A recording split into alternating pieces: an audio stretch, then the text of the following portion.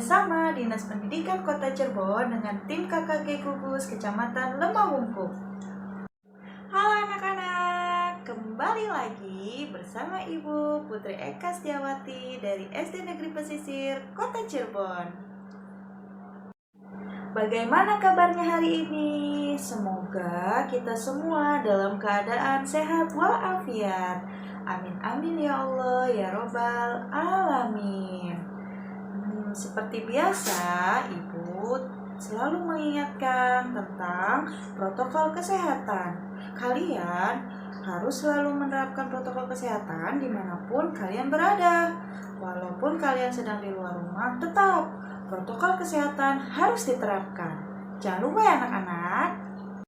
Hari ini kita akan belajar tentang tema 2, Persatuan dalam Perbedaan, subtema 3, Bersatu Kita Teguh, pembelajaran 1. Tapi sebelum pembelajaran dimulai, alangkah lebih baiknya kita bersama-sama membaca doa sebelum belajar.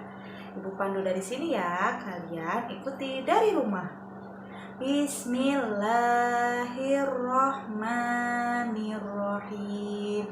Raditu billahi robba wa bil islami dina wa bin muhammadin nabiyya wa rasula. Rabbi zidni ilman warzuqni fahman. Amin ya rabbal alamin. Semoga pembelajaran kita hari ini akan berjalan dengan lancar. Tujuan pembelajaran hari ini yang pertama, setelah mengamati dan membaca teks tentang tokoh proklamasi kemerdekaan, siswa mampu menyebutkan ciri kata baku dengan benar. Yang kedua, setelah berdiskusi, siswa mampu mengembangkan informasi pada peta pikiran melalui tulisan menggunakan kata baku dan detail. Yang ketiga, setelah mengamati gambar dan membaca teks, siswa mampu menyebutkan manfaat tumbuhan dan hewan terkait habitatnya melalui tabel. Yang keempat, setelah melakukan pengamatan di luar kelas, siswa mampu menulis laporan tentang hasil pengamatannya terkait manfaat tumbuhan dan hewan sesuai habitatnya dengan tepat. Dan yang terakhir, setelah mengamati gambar, siswa mampu menyebutkan makna kemerdekaan dan upaya mengembangkannya dalam kehidupan melalui tulisan dengan tepat. Nah, anak-anak, sekarang coba kalian lihat gambar berikut ini. Dari gambar tersebut, kita dapat mengetahui bahwa Indonesia memiliki berbagai macam keanekaragaman suku dan agama yang harus kita jaga supaya kita tetap bersatu dan dalam kesatuan yang utuh sebagai negara Republik Indonesia. Selanjutnya, sebagai pelajar, kita dapat bersatu dalam diskusi dan belajar kelompok, serta kerja bakti dan gotong royong, seperti gambar berikut ini. Ternyata persatuan dan kesatuan sudah dilakukan sejak zaman perjuangan para pahlawan melawan penjajah. Salah satu contohnya yaitu pemuda pada masa perjuangan proklamasi kemerdekaan yang bernama Burhanuddin Muhammadiyah atau biasa disebut BM Diyah, seperti gambar berikut. Nah, setelah mengamati gambar masa perjuangan kemerdekaan serta foto tokoh BM Diyah, alangkah lebih baiknya kita mengetahui sedikit sejarah tentang BM Diyah. Siapa itu BM Diyah ya anak-anak? Kita lihat pada teks berikut ini. BM Diyah dan naskah asli proklamasi. Teks proklamasi awalnya ditulis tangan oleh Soekarno, kemudian diketik oleh Sayuti Melik agar terlihat rapi. Teks asli tersebut kemudian dibuang ke tempat sampah. Salah seorang pemuda yang ikut hadir pada saat persiapan proklamasi kemerdekaan adalah BM Diyah. Ia mengambil naskah asli dari tong sampah dan disimpannya. Ia menilai bahwa teks tersebut memiliki sejarah tinggi. Naskah asli yang disimpan BM Dia selama 46 tahun 9 bulan 19 hari kemudian dikembalikan kepada bangsa Indonesia. Dia membawa naskah asli Proklamasi Kemerdekaan RI pada Selasa pagi 19 Mei 1992 pukul 10:30 dan menyerahkannya melalui Presiden Soeharto. Naskah itu kemudian disimpan oleh Arsip Nasional atas anjuran Soeharto. Keputusan BM Dia untuk menyimpan naskah asli sangat tepat. Seluruh bangsa Indonesia sampai sekarang dapat menikmati naskah asli proklamasi dan belajar banyak dari kejadian saat itu. Berikut ini adalah gambar teks proklamasi baik yang ditulis tangan oleh Soekarno dan yang telah diketik oleh Sayuti Melik. Kalian perhatikan dari rumah ya anak-anak. Kita lihat apa sih perbedaannya. Nah, ternyata perbedaannya sangat terlihat.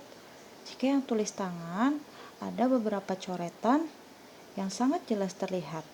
Sedangkan yang sudah diketik sudah sedikit lebih rapi pada masa itu oleh Sayuti Melik. Nah, dari teks proklamasi tadi, kita dapat mengetahui bahwasannya penggunaan kata baku sangat penting untuk diterapkan, apalagi dalam suatu situasi yang resmi. Sehingga ciri dari kata baku yaitu digunakan dalam situasi resmi dan penulisan serta pengucapannya sesuai dengan PUEBI atau Pedoman Umum Ejaan Bahasa Indonesia. Nah, contohnya kita dapat lihat pada slide ini. Kita lihat contoh kata tidak baku. Yang pertama, nasihat. Yang kedua, apotik. Yang ketiga, cuman. Yang keempat, gubuk. Dan yang kelima, jadwal. Nah, ini adalah contoh kata bakunya. Nasihat menjadi nasihat. Apotik yang benar yaitu apotek. Cuman yaitu cuma. Gubuk yaitu yang benarnya adalah gubuk. Dan jadwal kata bakunya adalah jadwal. Harus dipahami ya anak-anak bahwasannya penulisan serta pengucapan harus tepat. Ini adalah tugas 1. Terdapat gambar peta pikiran.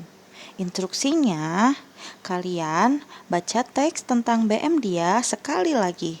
Kemudian, temukan informasi penting dan tulis pada peta pikiran tersebut. Anak-anak, tanaman sangat berguna bagi kehidupan manusia. Salah satunya adalah untuk membersihkan udara. Banyak penduduk Indonesia memanfaatkan tanaman sebagai pagar. Berikut adalah salah satu contohnya. Nah, kita lihat teks bacaan tentang beluntas.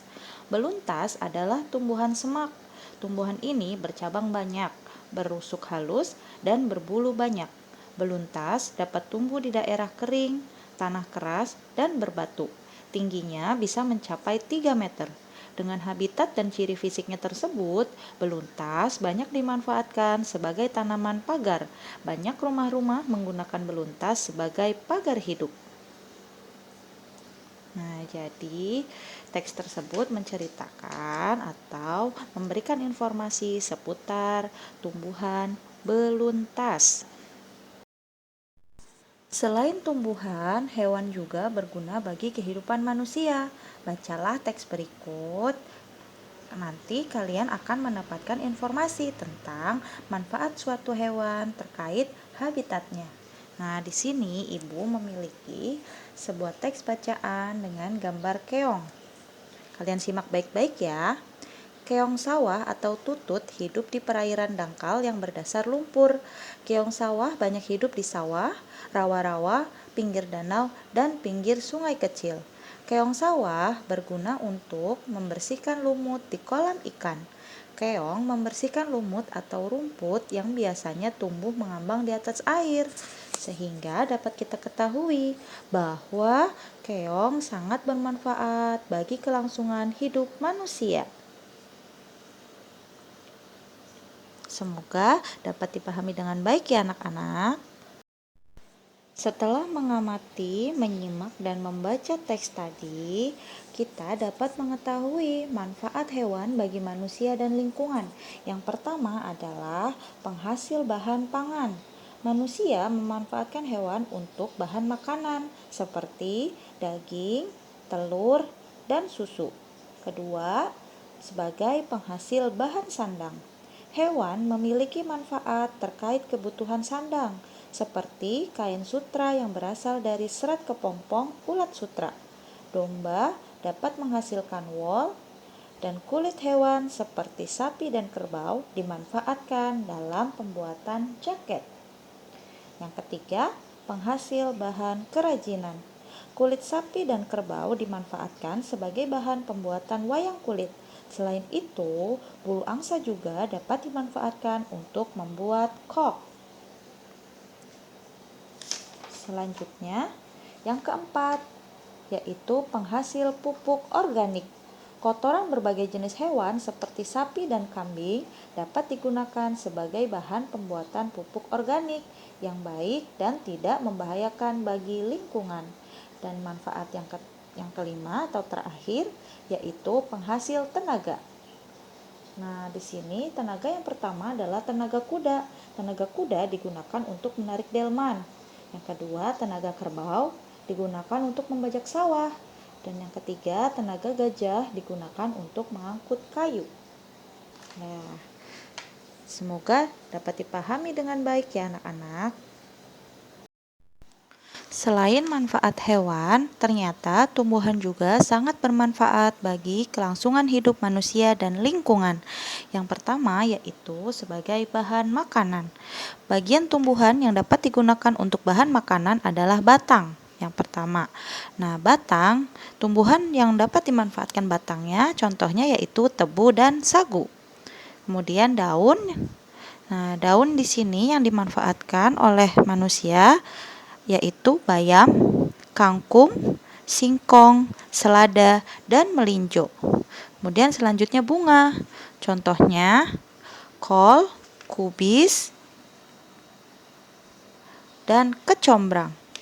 Selanjutnya buah. Buah di sini yaitu melon, jeruk, dan semua jenis buah yang dapat dimakan. Dan yang terakhir yaitu biji. Contohnya yaitu biji padi, kacang hijau, kacang kedelai, dan jagung. Selanjutnya yang kedua yaitu sebagai bahan sandang. Serat kapas dapat dimanfaatkan untuk membuat kain katun, sehingga kain katun tersebut akan dijadikan sebagai bahan membuat pakaian untuk dipakai oleh manusia. Selanjutnya, bahan bangunan.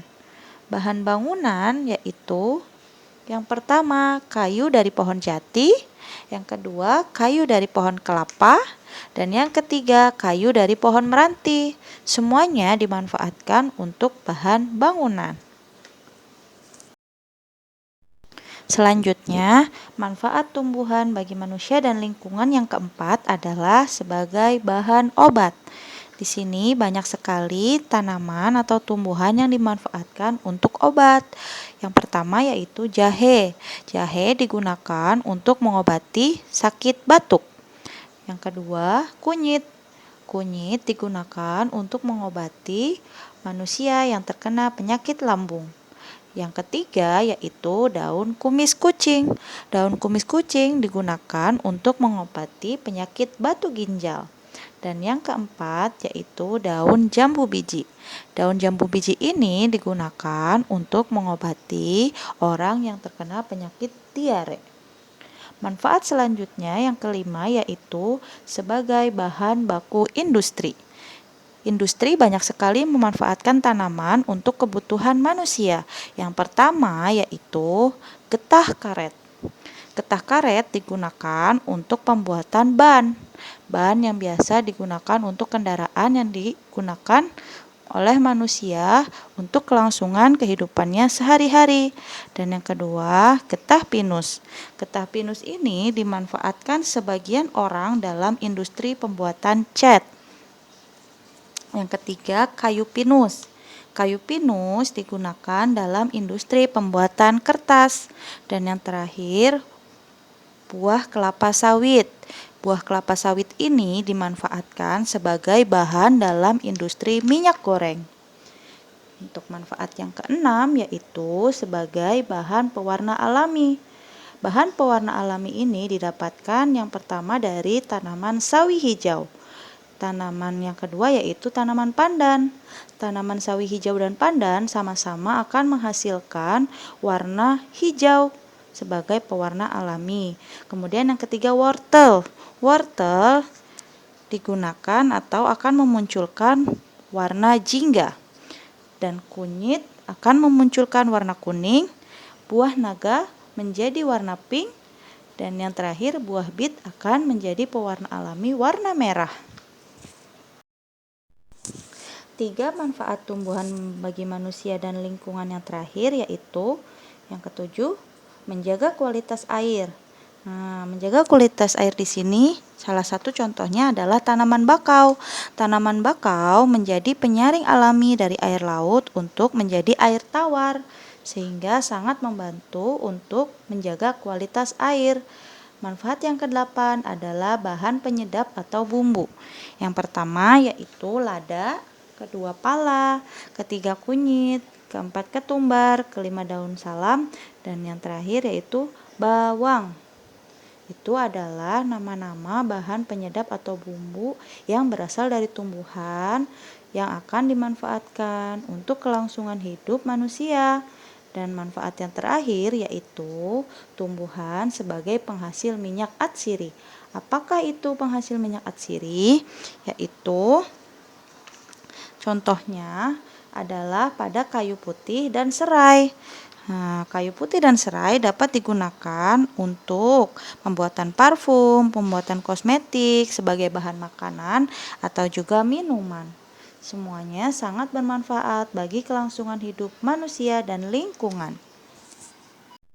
Ibu berikan tugas yang kedua ya anak-anak. Instruksinya yaitu pilih salah satu jenis tanaman dan hewan yang ada di sekitar rumah kalian.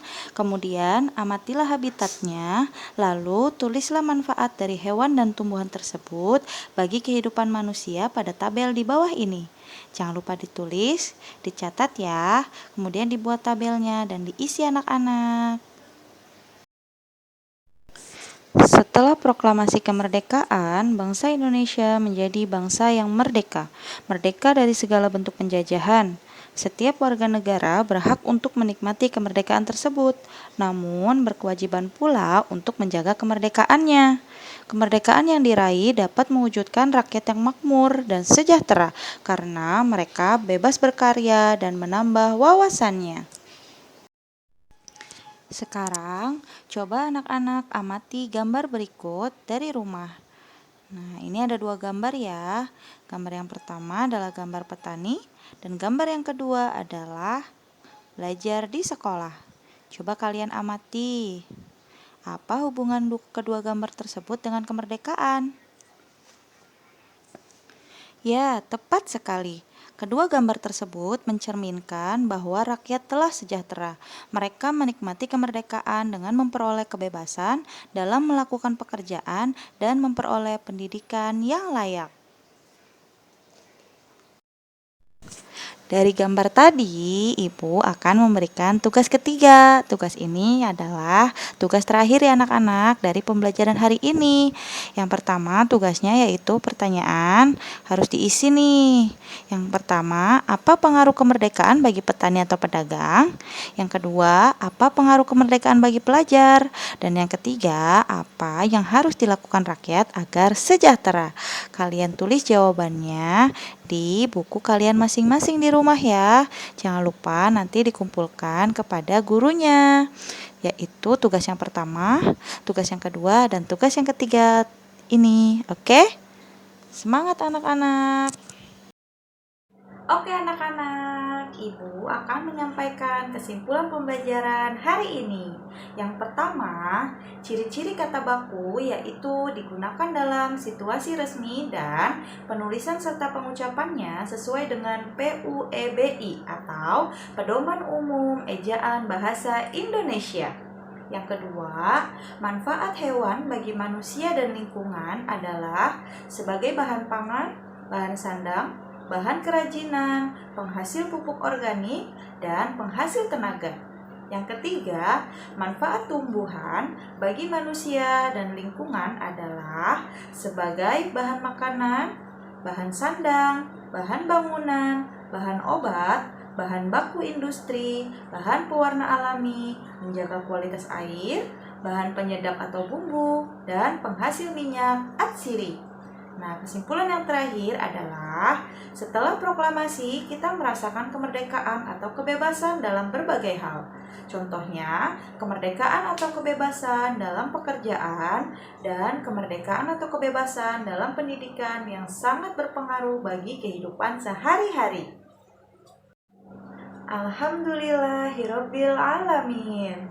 Tak terasa pembelajaran hari ini telah selesai. Semoga apa yang kita pelajari hari ini dapat bermanfaat dan dapat diterapkan dalam kehidupan sehari-hari ya anak-anak. Sampai bertemu lagi di lain kesempatan. Kurang lebihnya Ibu mohon maaf. Billahi taufiq wal hidayah. Wassalamualaikum warahmatullahi wabarakatuh. Dadah anak-anak.